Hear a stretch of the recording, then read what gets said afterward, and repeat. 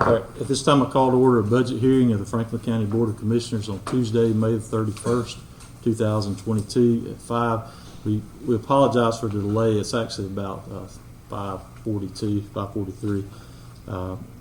But the planning and zoning meeting ran over and they met right before us. I think most of y'all probably were here for that. So we know for the record that we have a quorum consisting of 4 out of the 5 commissioners. Commissioner Swells couldn't be with us here for the hearing tonight. So welcome everyone and thank you for joining us. The purpose of this afternoon's budget hearing is to present the fiscal year 2023 budget for the county.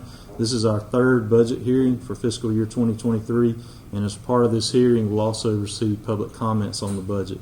Commissioners, at this time, is there a motion to approve the budget hearing agenda as presented? I make a motion to approve the agenda as presented, Mr. Chairman. Okay, thank you. Commissioner Wester's made a motion to approve the hearing agenda. Is there a second?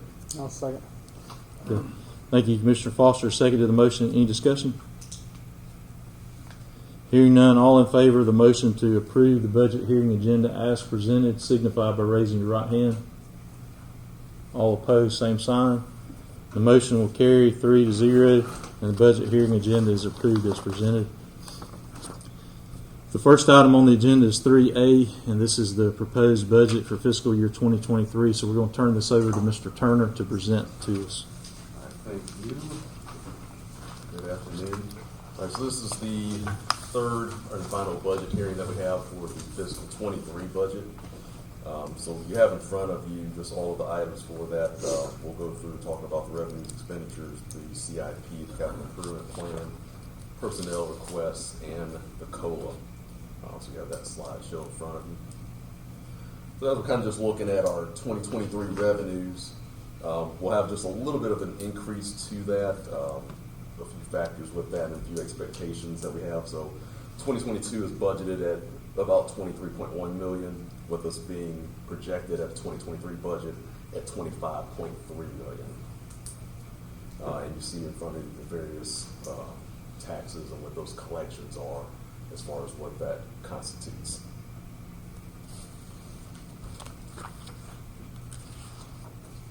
As you flip to the next slide, you'll see the FY23 projected expenditures. Again, another increase to that. We've been trending a little bit more towards an increase, but we usually do fall a little bit lower with our expenditures typically. So 2022 is budgeted at about $22.9 million, with an increase with FY23 budget going to $24.8 million.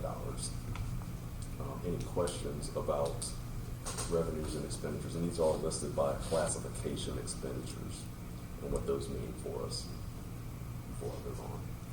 Any questions? Okay. All right, the next slide that you'll see there is talking about the capital improvement plan.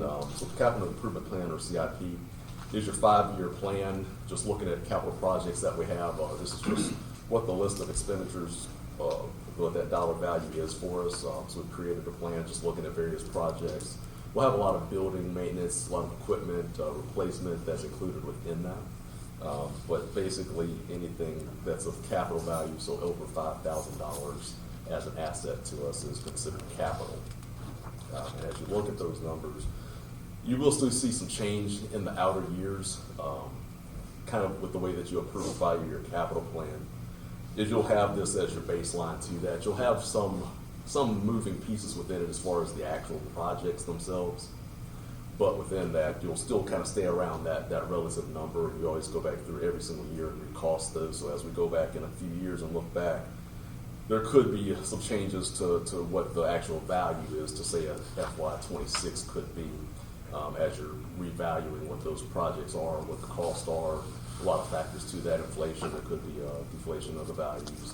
So those numbers could change, or the number of projects associated to the number could change. But with the FY23, the most solid number, we would be looking at spending about $1.4 million in capital expenditures. That will still, like I said, include buildings, equipment replacement, and a few various other things, just so that we kind of maintain all the things that we have as assets. Okay. All right, as you flip to the next slide, personnel requests. So we kind of talked about this at pretty good point, is we talked about with looking at new positions for the upcoming year and what the funding would mean. A July 1st start date would mean that we're funding that position at 100%. January 1st start date would mean that we're funding that position at 50%. So what we spoke about in the prior budget hearing was that we would fund the tax assessor's clerk at 100%, so starting July 1st.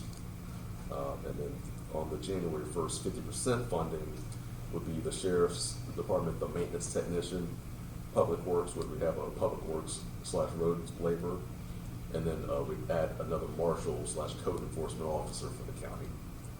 So those final three that I mentioned would be at 50% starting January the 1st.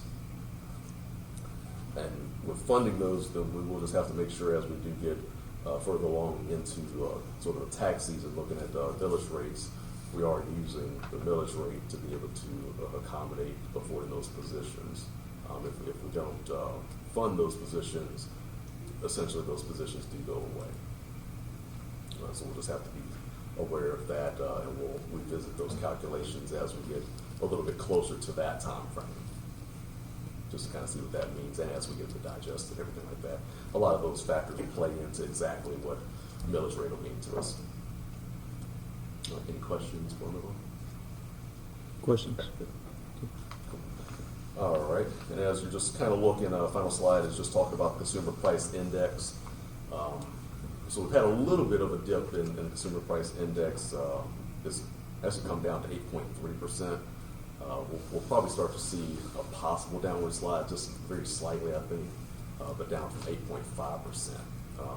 As you kind of see on the left-hand side, that's just going with the Atlanta metro, so that's a little bit more of a major, still at about 10.6% as far as their consumer price index is, with more of a southern region, which I think more reflects our area included, being at 8.3% right now.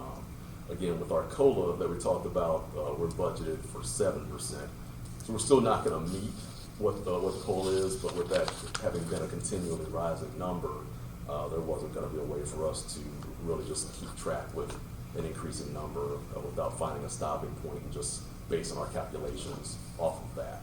So we are at a 7% COLA, even though the CPI right now is at about 8.3%. I would probably say as we get a little bit further into the year, we will probably see that drop into the 7s at some point, I think early fall, which would be great for us, and start to kind of normalize some of the pricing and some of the cost of goods and services.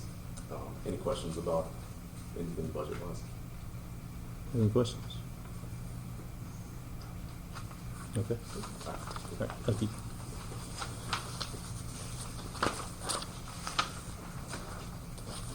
This time we're going to open the hearing for public comment.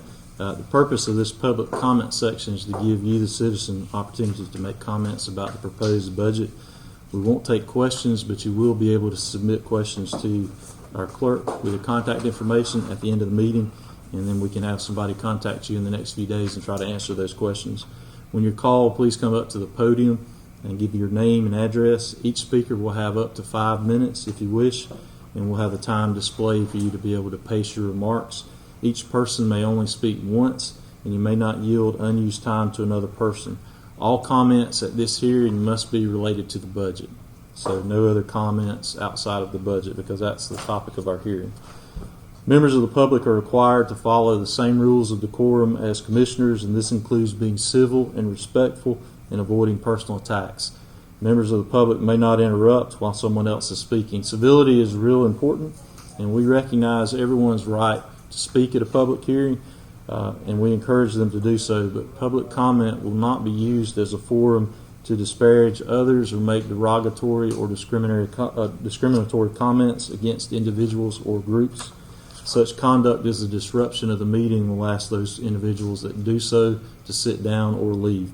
At this time, if anyone would like to make a comment about the budget, if you'll raise your hand, we'll have you come up to the podium. Would anyone like to make comments about the budget?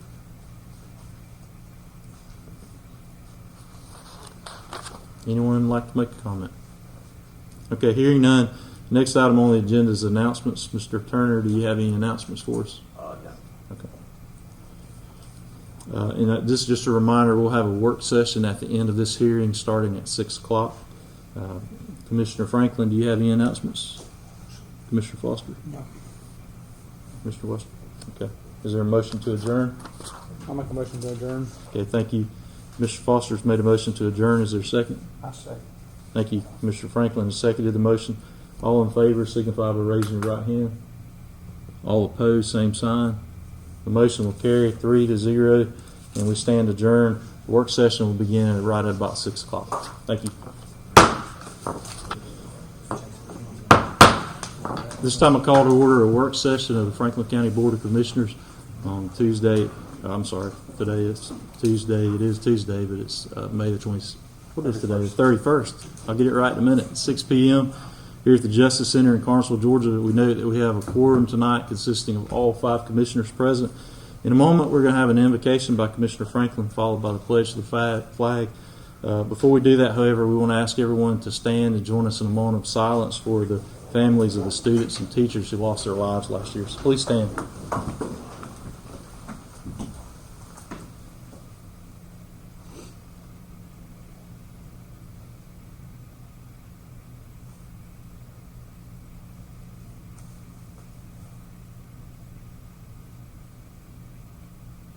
Gracious Heavenly Father, we praise you for another day, God. And God, I pray that you touch those that are in attendance, God. And God, touch this board, God, that we make wise decisions for this county, God. And we give you the praise and glory for it all. In Jesus' name we pray. Amen. Amen. I pledge allegiance to the flag of the United States of America and to the republic for which it stands, one nation, under God, indivisible, with liberty and justice for all. Thank you. Commissioners, is there a motion to approve the agenda as presented? I'll make the motion to approve the agenda as presented. Okay, thank you. Commissioner Foster's made the motion to approve the agenda. Is there a second? I'll second, Mr. Chairman. Okay. Thank you. Commissioner Wester seconded the motion. Is there any discussion? Hearing none, all in favor of the motion to approve the agenda as presented signify by raising your right hand. All opposed, same sign. The motion will carry 4-0, and tonight's agenda is approved as presented. This time we're going to open the meeting for public comment. During this portion of the meeting, any member of the public can speak on any topic of concern that they would like to address to the board. Usually we don't allow comments on pending planning and zoning items, but we will make an exception tonight for any comments that you want to make about the Unified Development Code, the UDC. This is a comment section only, and we won't take questions. If you have questions, we're going to ask you to submit those in writing and give those to our clerk, Ms. Finger, at the end of the meeting, and then provide your contact information, and someone will contact you in a few days. When you come up to the podium, please begin by giving your name and address. In order to facilitate the meeting and allow everyone the opportunity to speak, each person must limit their comments to 5 minutes or less. You may not yield unused time to another person, and we'll have a timer visible up here so that you can pace your remarks. Members of the public are required to follow the same rules of decorum as the commissioners. This includes being civil and respectful. Members of the public may not interrupt while someone else is speaking. Civility is very important, and we recognize everyone's right to speak at a public meeting. However, the public comment portion of the meeting won't be used as a forum to discriminate or make disparaging comments about individuals or groups. Such conduct is a disruption of our meeting, and anyone who engages in that sort of behavior will be asked to sit down or leave. When you come up to the podium to give public comment, you must face the board and please address the chair. Take care to observe the 5-minute time limit. We will strictly enforce that. At this time, if there's anyone who would like to make a comment, if you want to raise your hand, we'll have you come up one at a time and give comments. Anyone like to make a public comment? Anyone? Okay. There are no public comments. The next item on the agenda is 5A, the blight recommendations. We've had discussions about blight at several of our meetings, and at the last work session in April, we asked staff to come up with some concrete proposals for us to look at. Now, April and May have been very busy months, and so I'm not sure we're quite to the point that we have some definite proposals to consider, Mr. Turner. But we can use this opportunity to talk about last time we talked about the blight tax and whether or not we would want to think about or give staff some direction about what type of level of millage rate increase we'd like to see if we did a blight tax. Any thoughts on that? I think the rules allow you to go up to 7 times the millage rate. I guess, my thinking about, adding a tax on a blight tax or whatever, you can only be able to do it to certain people, in my opinion. 'Cause you're gonna have some people out there that, they're not gonna be able to pay it regardless. If it comes down to them putting food on the table for themselves or paying this tax or paying to get something cleaned up that they can't afford, I don't see where it's gonna do any good. And one thing that I really like about the way things are being handled is it's being handled with a heart. It's not being handled with an iron fist. And there's people out there that want to keep their stuff clean. They want to get the stuff cleaned up, but they have no possible way of doing it. They can't afford it. And I just don't see where somebody like that's going to be able to pay, the extra property tax that you add on there.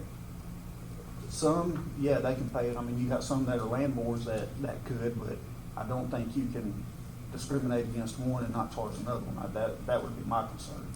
Talk to us about how would we go about that process? How do we designate property as blight, or how would we? And then how would we assess those? So typically, marshal has to identify those as being blighted. That usually runs through the magistrate court upon that identification. Then we give a timeline to. They can fix it. They can remedy it. So if we said it's going to be 7 times the property tax, they can remedy it. So they don't necessarily have to be charged that tax. In cases where, say, someone was charged the tax, the 7 multiplier, even after they have fixed the issue, so let's just say they've gone through that process and they paid that tax, and they do actually then fix the issue, there can be a backside sort of alleviation of taxes, sort of as a reward. So a reduction in the millage rate? Yeah, I guess you could call it that, as sort of a reward for then having fixed whatever that issue is. But generally, that's the way. One suggestion maybe to think about might be something that we can get to where there's an ordinance or a fine structure that the marshal and that office, once we do that, the other person would be able to handle without the magistrate court. Could be possible. We kind of have to get ourselves set up in that and have everything written in the way that we want it, and legally, of course. But that would be another option to take a look at as far as how we can, maybe we're not getting to where we have the risk of someone hits the 7-time multiplier, or maybe they just have opportunity then to say, well, instead of it being 7 times my taxes, well, hey, here's a $50 ticket or whatever we say the fine structure is, to come in, you do this, maybe they remedy that, and there's maybe a step increases to that, okay, well, we give it to you this time, $50, if you pay that, or whatever the case, still not remedied in whatever amount of time designated, it escalates to 100, 150, kind of along that line.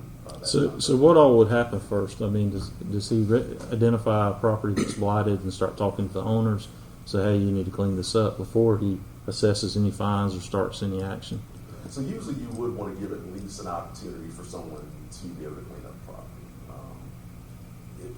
You generally don't want to walk up to a property for the first time and say, hey, this is an issue with yours. Yes, they probably do know that there's an issue with their property because they're living there. But I'd probably say, as far as you're kind of saying out of concern for a homeowner, you might want to have an opportunity to say, well, we're going to give you 10 days to clean this up, or whatever kind of time frame you can allot to that. You don't want to give too much time, just because it just drags out.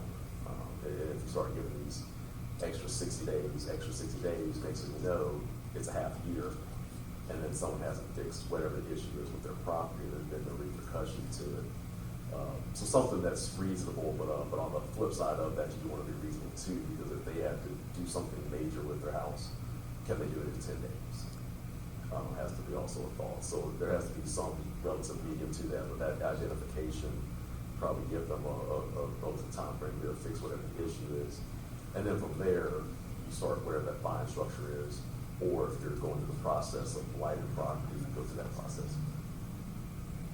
Now, I guess something I got a question about, that might possibly help be a solution to help some people. Is there any groups out there that we could kind of partner with as a county? You know, if you got somebody who, I mean, they just can't afford it, they can't physically clean up or whatever, would it be possible that maybe we partner with some groups that are, you know, maybe some churches or something that are willing to help things like that? Yeah, I think there's opportunity within that, looking at whatever groups, also the possibility of looking at next year with like a SHIP grant. So that's a home improvement grant that would go through, and you'd be able to get funds to be able to help somebody. So I think it's about $8,000 per home that are available at that time. So there's some options that can be there. Even I guess most extreme option, jumping towards and the municipality has done something with inmates where they taught them that type of skill. They get to go, but not like in-home type of thing, but if it's more of an outer type of thing, minor type of repairs, where something like inmates would be able to go through and be able to fix with that. So basically the cost to the county at that point is, you're talking about like tools, you know, materials, and at the time labor for having a guard be able to be there with the trustees type of situation. Mr. Swiss? I can't handle that noise. They're working on it. Somebody set off the alarm, I All believe. right, it's going to distract me all day. Yeah, I know. I think, you know, Eddie, I agree with you in that we want to have a heart with the way that we implement whatever we do.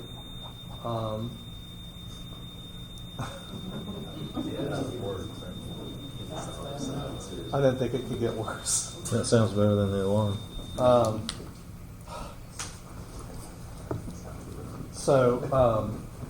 You know, I think the blight it's just such a complicated issue. One, there are people that are perfectly capable of cleaning up their stuff, and they just choose not to. Just sorriness, really, is what it is. They have the funds. They want to do what they want to do. They don't care what their neighbors think, and they do that. And then you have other people that obviously have, you know, they don't have the money to do it. They don't have the money to take the stuff to the dump, and so respectfully, I think we need to look for options that allow people to do that. You know, long term, I'd like to have maybe dumping locations in the county where citizens can do that, and we figure out how to make that work. In the meantime, I think we can do some sort of voucher or something like that where, you know, we had that one day for the entire county, and guess what? The entire county showed up, and it didn't work out the way we had hoped it would. A lot of people, you know, benefited from it, but it might be beneficial to have something where each taxpayer or each household gets a couple vouchers throughout the year to take their stuff free of charge. But I'd like to hear from Freddie, honestly, because you're on the front line, and you deal with people, and you do deal with people well, and you have a heart, and you probably give way more than enough opportunities for people to do what they need to do. What tools do you feel would be most beneficial to do your job effectively? First, I'd like to thank you for that. I appreciate that. And there is officer discretion to, and when I go to a property, if something has arisen at that property that, you know, I can't think of a great example right now, but if something has happened that is beyond that person's control, then life happens. Mm-hmm. So we have to have grace and mercy and work. But there are people out there, like you were talking about, who just don't care. I don't care. This is my property. I'm going to do what I want to with it. I don't care about the neighbors. There's also, quote unquote, slumlords who have properties, they live away from here, they don't care about Franklin County, they just care about that check they get each month from that tenant, and those people fall within this, what we're talking about tonight. So there is a lot of options out there.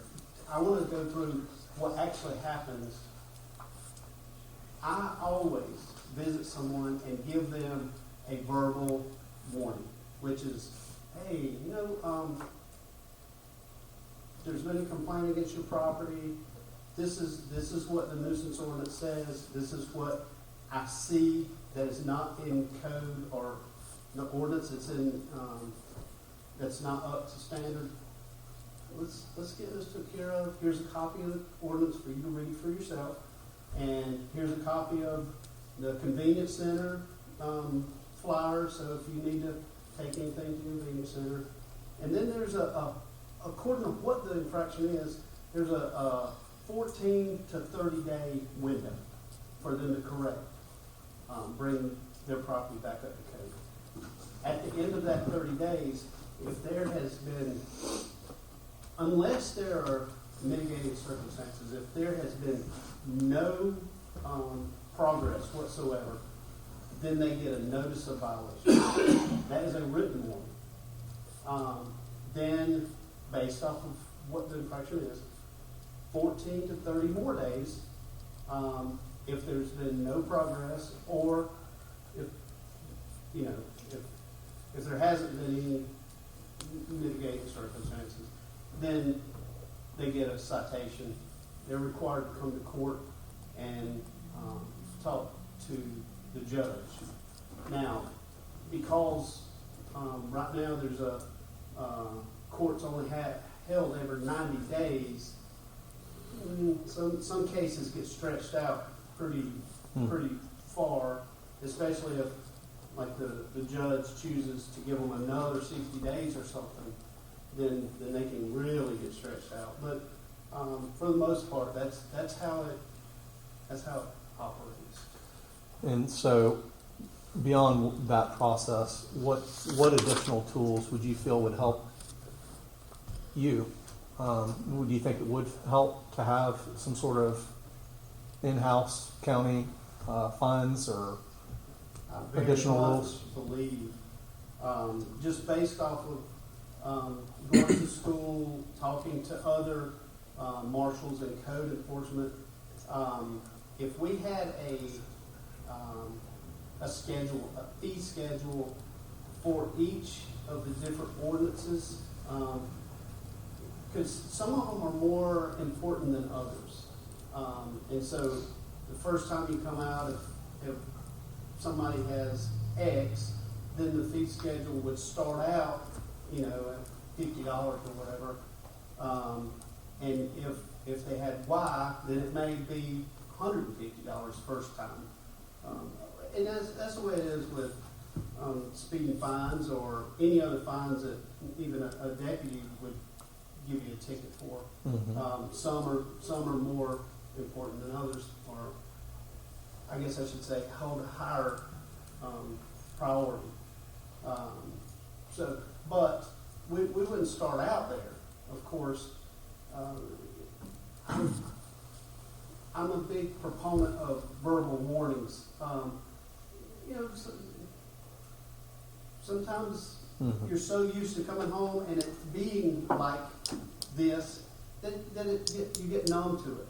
So then when it's brought to your attention, hey, this needs to be corrected, at that point you should correct it.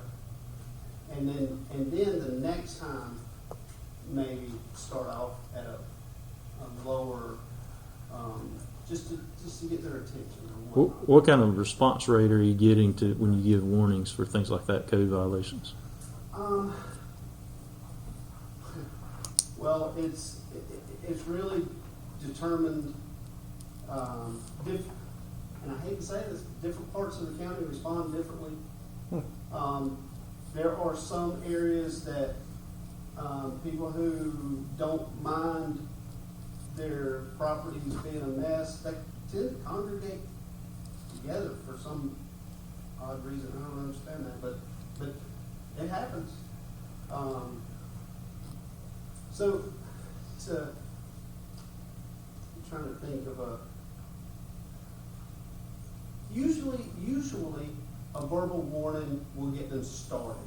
Now, if we do stretch it out and you know, it takes time to get back out, and because right now the way I operate is I have a calendar, I put in an address on this date, I go visit that address, and then I move it to the bottom of the the calendar so that I can visit everybody equally. All my attention is not in Dunlop or not Keysville Road, or you know, everybody is visited on a calendar schedule, not a some other schedule. Mm-hmm. That way, everybody gets visited. So, I really can't answer your question specifically because it happens that everybody's different. So sometimes you can go out and visit somebody and they take care of it immediately. And sometimes you just have to work with them. You have to go and talk and spend time with them, build rapport, and then they will. Sometimes they just don't care. They just literally don't care. Can you reach out to some of the surrounding counties? Like you were talking about, you went to school and they have sample fee schedules. Get us some fee schedules to look at. Specifically, what kind of fines are marshals leveling at the kind of the point of contact, so that we can look at that and let our attorney look at it. Okay. I'll get those to you. Yeah, send those to us and to Mr. Samuel, so we can kind of look at that and see what we could do. Because that might be the first step, is empowering the marshal to do more, you know, at the point of contact with people, beyond just warnings and then going to court. It sounds like there's a long time frame involved between when it's first brought up before something ever actually would get to court or even to a citation, which can be good and bad, I guess, depending on the situation. It's a double-edged sword. It really is. Good. You had No, I would just say that, again, I appreciate your heart and the way that you approach things, and I think if we can provide additional tools to allow you to do your job more effectively. I would also encourage you, though, you know, if people are coming at you with attitude, our police officers have the ability to administer the law, you know, how they see fit. They can give warnings, and they can give, you know, be active with administering those things. And I know that there are some that take advantage of kindness. So, Sure. Well, and I appreciate that. I'm a little biased since I'm the marshal, but my concern is I'm not going to always be the marshal. So the next guy may not have a heart towards people who are less fortunate. So whatever we do, we've got to do it in a way that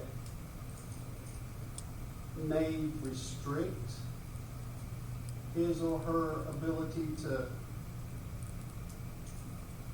bring the hammer down on people or whatever. mm-hmm. I just worry about the next person.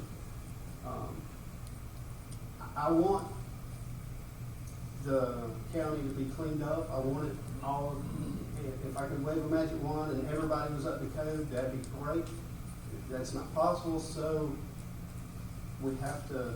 We do have to have laws and ordinances to help clean the county up, but we also have to have checks and balances. That's so. All right. Well, let's Commissioner Foster. I guess most of my questions were answered, but I definitely need to do something. What do you think? What's hindering you most? The timeline, or what's the first thing would you think we would need to do? I would say that timeline is that's really restricted. Okay. If we could act quicker, things would move a lot better. and I know we've already addressed this, but I'm just answering your question. You guys have heard of synergy. When we get another officer in here, and it's really gonna change the dynamics of the marshal's office. Just because when you're building a house, you can't hold both ends of 2x4. Well, when, So I know we're addressing that, and we're gonna do something about that, but when you're referring to the timeline, are you talking about specific parts of it or the court end? the amount of time it takes from the time that I visit to them feeling like if I don't address this, I'm gonna face consequences. Okay. There's a big gap there, and a lot of it's got to do with the way the ordinance is written, because it specifically requires The time periods. Certain things require 14 days. Certain things require 30 days, and some things are not. Some things you can do a lot quicker than that. Would you be willing to propose alternative options for us? Sir, Would you be willing to propose alternative options on that? oh, sure. Well, what we need a sample ordinance that we can look at that kind of incorporates all these things we've talked about, and that may take a while to prepare. But some of that, what you're talking about, it may be a legal requirement, and it may not just be our code. It may be something that's determined like at the state level. But There definitely are. yeah, Mr. Samuels will have to help us with that and review, and then we can look at that and kind of see how we want to go forward, what parts we like, if we want to move forward with that. And just listening to him, I think a fee schedule of fines might help speed things up too. I think so, too. If he had that at his use, At his to disposal. where he could just actually write it and not have to go to court, I think that could be something that could help maybe speed that up also. A lot of things. And officer that I spoke with from Stevens County said, they talk to their blue face, but the minute that you issue a fine, a citation that has a fine attached to it, they get on it. They start doing something. Well, that's definitely something we need to look at, Mr. Foster. Yeah, I just like to say, you get a plan and then maybe start with one thing, maybe the fines, and then move to something else if that doesn't work out. Just do one at a time, not both of them all at one time. Yeah, I think the staff prepare a plan. Be good. All right, Mr. Franklin. I'm on board with Wester, Commissioner Wester. I think we need something, but the marshal, he's got to read people. I mean, some people, a $50 fine would scare them to death, but the average old joker out there, he needs a $200 fine right off the top to get him to move. Because, like you said, some people ain't going to get no hurry. They're not going to move. And like Stevens County, the county went to this guy's place and took bobcats and dump trucks and cleaned this mess up. Now, I don't know if they find him. You might can find out. This guy lived close to a church, and it was awful. It was right outside of Martin in Stevens County. And the county cleaned that up, but I'm sure it wasn't free, when they cleaned it up. But they done a good job cleaning it up. You could see his house after they got through. So, we need to do something, but kids, in the back of my mind, kids, I think of kids, their parents, sometimes embarrasses the kids. And sometimes the parents wants to get on the kids when the kids needs to be getting on the parents to get to doing something, And so it's a tough situation that the board is dealing with. Yeah, it is. Well, let's start with that. Let's get some samples to look at and run that by Mr. Samuels and have something concrete to look at next month so that we can decide what of those we want to do. Does that sound reasonable to everybody? Okay. All right. Any more comments about that? I just want to say, I know our county marshal said he couldn't come up with an example, but I'm going to give you an example of his heart and of Mr. Delozer's heart. Because I know firsthand, I had a gentleman talk to me. There's a lady with some kids outside of Livonia, their home burned. And, of course, somebody gave them some little bitty camper to live in, and the only income coming in was a small income she had. And gentleman I know that's lives outside Livonia, lives down the road from her. He did help tear the house down, get that cleaned up, but then they also worked with him in order to help get a trailer brought in for this lady and her family. And that would not have happened if it wasn't for the heart that those two had. Yeah. And I mean, you know, the lady was in a bad situation, and they understood that, and they helped to remedy that situation. Yeah, we appreciate that. It's important to treat people fairly and to help them where you can. Anything else? All right, the next item is 5B, executive session for real estate and litigation. So is there a motion to close the regular session, enter into executive session to discuss litigation and real estate? The IBA is here again tonight. They will be with us for a portion of executive session. So right now, is there a motion on the table? I'll move to close the regular session and enter into executive session to discuss real estate and litigation. Okay, thank you. Commissioner Foster's made the motion. Is there a second? I second. Okay, thank you. Commissioner Franklin seconded the motion. Any discussion?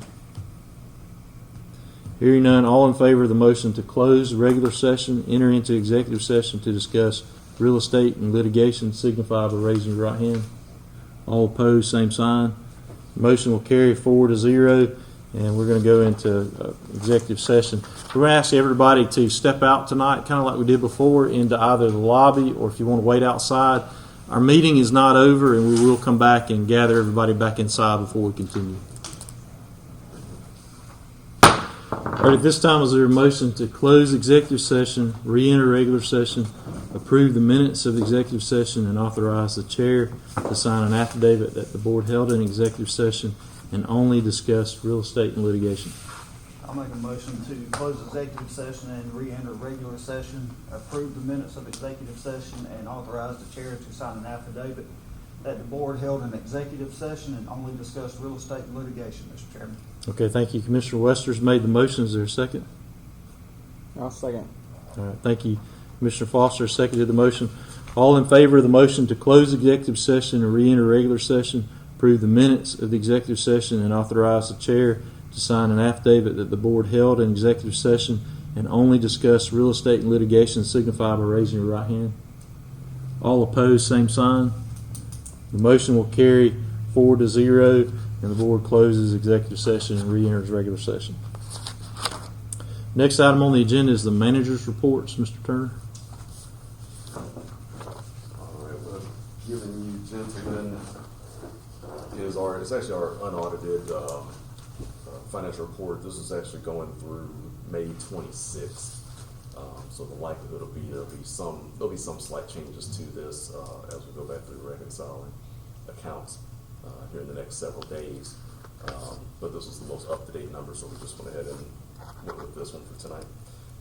So the first thing we have is the slideshow. That's just high level of a few accounts, just to give an overview of that. The second set of paperwork that you have is the detail to the budgets of or just overview of department totals. A little bit more for digestion, and then if you have questions over the next week, then we can answer any of those questions a little bit easier. But just kind of going through the slideshow real quick and unaudited, just going with a couple of our major funds, just looking at where we are with our general fund revenue. To start off with, 2022 budgeted, this year's budgeted was about $15.5 million. Currently, we're have collected about $17.1 million, so about 110% collection of all general fund revenues. Water sewer revenue budgeted at about $2.3 million, with total collection at this point through May 26th, unaudited at about $2.2 million, so 95% collection. Overall revenues, the overall revenues budgeted at about $23.1 million, with a collection right now of $24.1 million, so that puts us at about 104% of collection of total revenues for the year.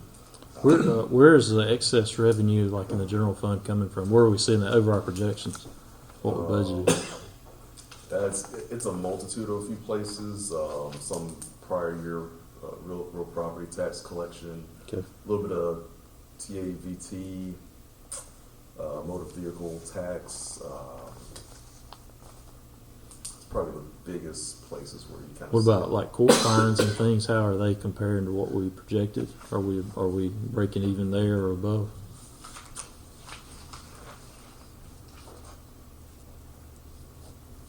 Probably on the overall, I would say just at glance, we are above.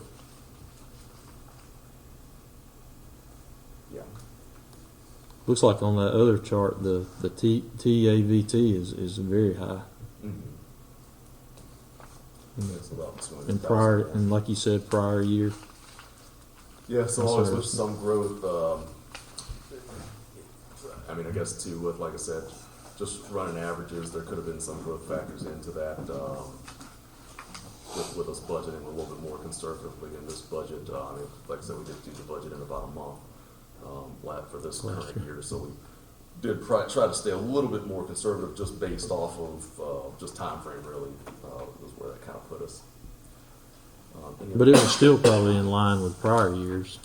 Yeah, More it or was, less. it was That's still pretty close to that. Some So of the there's growth some growth. factors that could have been there could have still altered some of these things. A couple areas I know there was some legislation that did have some impact to that. Because I know even with thinking of short-term rentals, we couldn't have even budgeted for that. I know that's not a huge number. I think somewhere in the ballpark of like $35,000 over the normal like $2,000 we collect, but that was enacted for July 1st. I think the state gave us a webinar about that on June the 29th to tell us how it was going to work. So we couldn't have budgeted for some of these changes that the state kind of passed down as well. But we'll capture a little bit more of that, kind of hence why you see a little bit of that increase going into the 23 budget.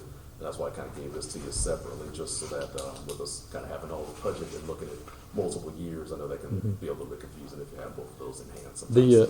The hotel motel tax, that's way above what we anticipated. Of course, there are changes in the law, but do we expect that to continue, that amount, that level? Yeah, I would think so, or at least pretty close there. And the change is the reason why we didn't really collect a lot of that prior was it would have been up to us to really collect it and find out who it is.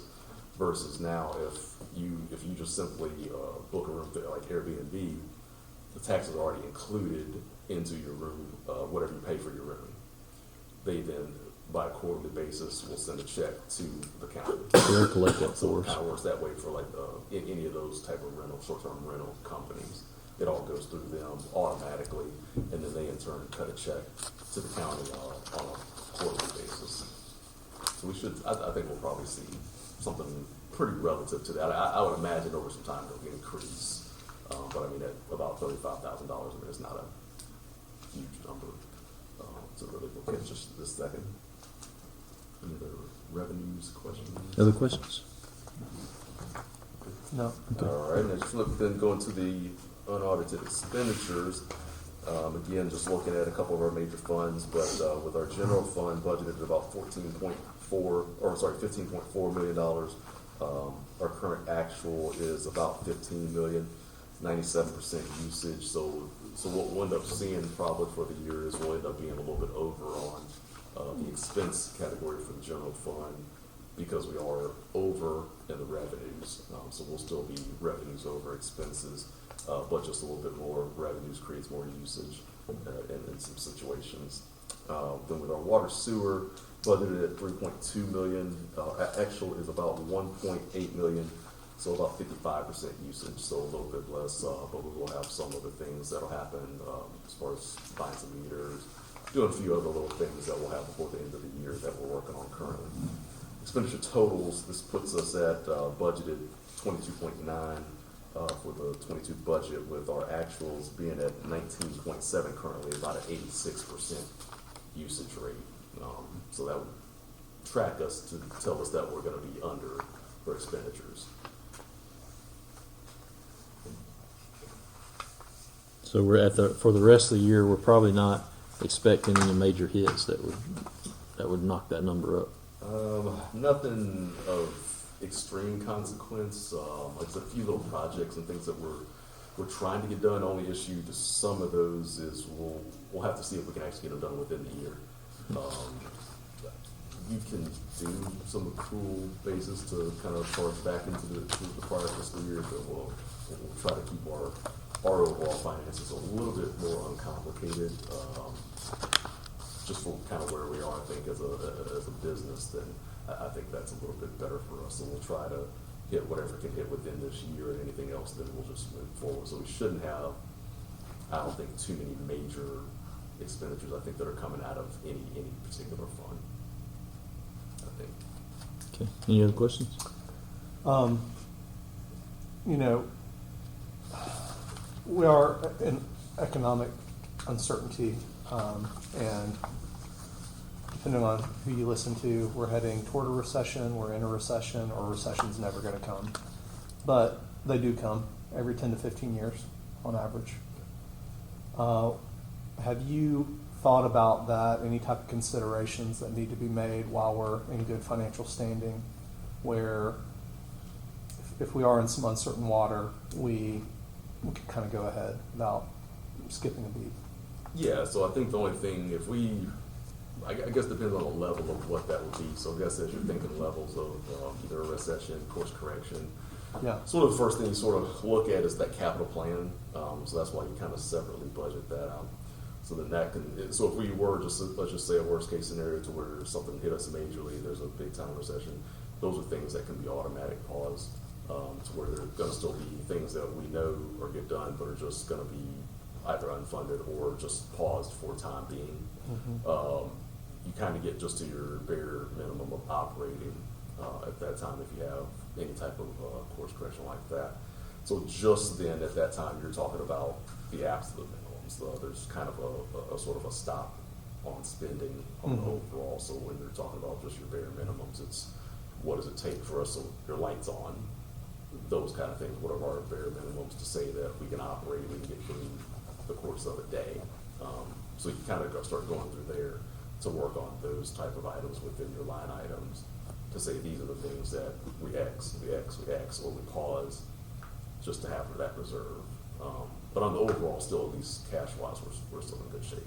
And at our fiscal year audit for last year, we had probably the first time that I'd ever known 8 months operating expenses in reserve. So, and we are under budget on expenses, right?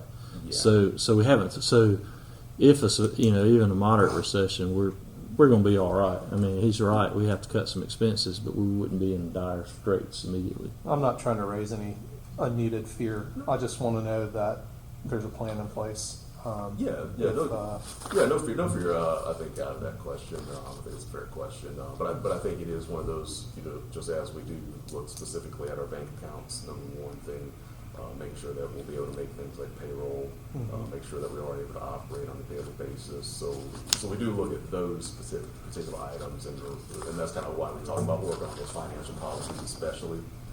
Just so then you have some of those things kind of backing you in place too.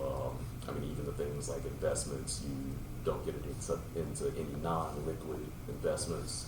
So, yeah, we could invest money right now, but does it tie up the money for 3 months, 6 months, a year, 5 years? Is that a position where we want to be in? So then it starts getting down to just smart decision making about how you're utilizing the money. So as long as we kind of stay where we sort of are with how you see this budget operating, and we are a little bit ahead of pace just with some projects that we've sort of gone ahead and started working on.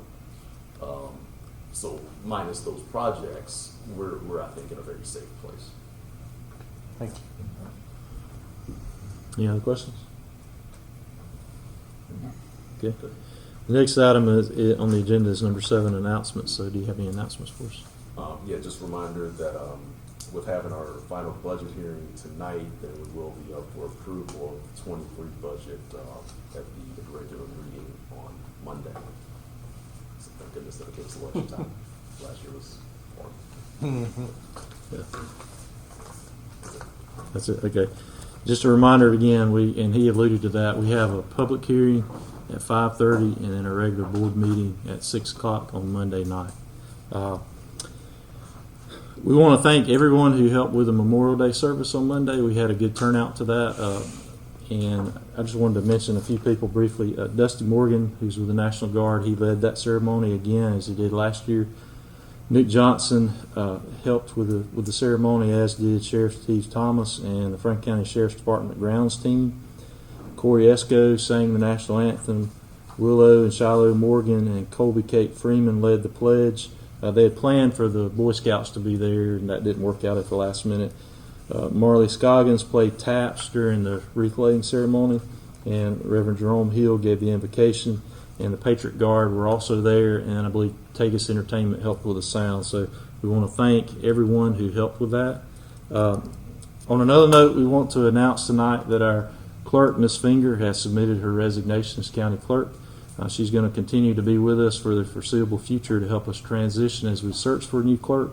So on behalf of the board, we want to thank you for all your hard work over about the last 2 years as county clerk, and we wish you well as you follow other pursuits. That's all I have. Commissioner Franklin, do you have anything? Okay. No. I'm good. Thank you. Okay. Anything else? All right. Is there a motion to adjourn? Motion to adjourn, Mr. Chairman. Thank you. Commissioner Wester has made the motion to adjourn. Is there a second? I'll second. Thank you. Commissioner Foster seconded the motion. All in favor, signify by raising your right hand. All opposed, same sign. The motion will carry 4-0, and we stand adjourned. So thank you, everyone, for coming tonight.